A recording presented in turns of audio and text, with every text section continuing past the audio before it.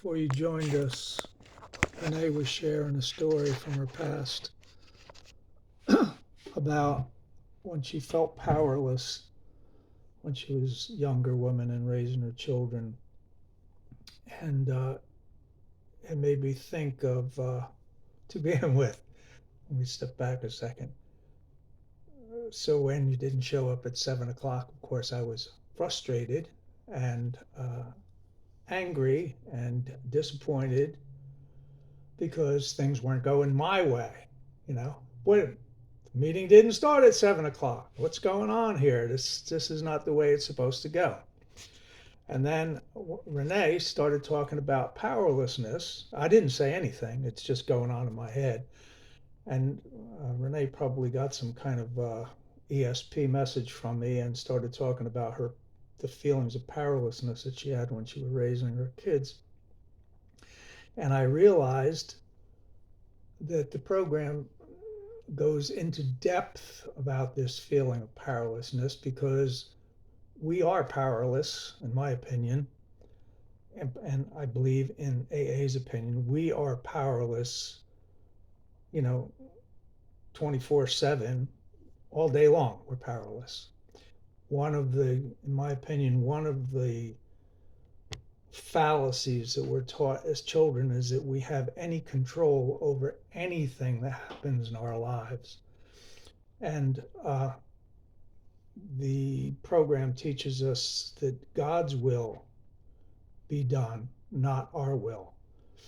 And, like if you're on a raft on the Colorado River, going down rapids and white water and everything like that, and you decide that you want to, no, I think I want to go over there. I think I'm through with this whole raft thing. Well, you're not going over there. Okay, you're not going over there. You're going down the river because that's the way you're going. You don't have any control. It's an illusion, I believe, that we're taught that we have any control over anything. So, what is the key to that? There's a story in the big book called "Acceptance is the Key."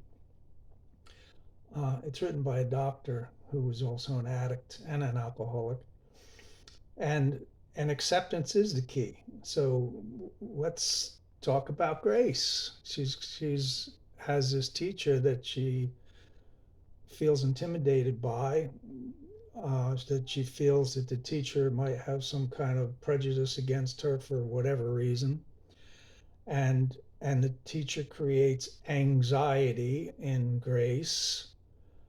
And what's the solution to that? And you already found it because you have the program, is acceptance. So this is the teacher that God dealt you. Okay, you might want, that other professor, she seems to be a lot nicer. I wish I had that.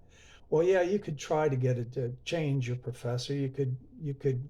The first thing I thought when you started sharing that was, in my personality, the old Steve personality was, I'd wait to the end of the class and I'd get her alone someplace where there were no witnesses, and I'd threaten her in some way, shape, or form, and ask her, like, what is your fucking problem, lady? Why are you hassling me? What's the issue here? You want me to hand you $100? I mean, what is it that you, which would probably be, the totally wrong thing to do, but the totally right thing to do is what you've already decided on, which is just the acceptance of the situation. This is the card that God dealt you at this particular time. This is the card you were dealt. This is the card you're going to play. And our small human brains, God gave us a brain, which is, to use. Unfortunately, we don't use it too well, and it's limited.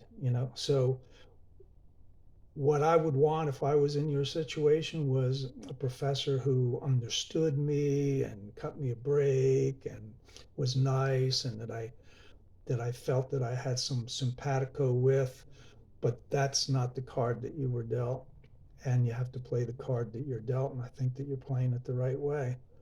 And and I suffer also from generalized anxiety disorder, and I have medication for that, so that when I do feel that powerlessness that um, Renee was talking about, or the powerlessness and anxiety that you were talking about over these tests that you have to take, I have that pharmaceutically prescribed medication that I can take that can get me through that. And that's a great thing, that's a help. But the main thing is, you know, in your mind, you know, your rationalization that, this woman is a human being just like us, and she has her own problems, her own issues. The very fact that you could put yourself in her shoes is a really positive thing.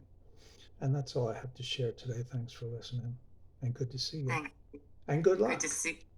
Sorry I was late, and thank you for your patience and tolerance today. I appreciate and love you. Keith, how are you, my friend?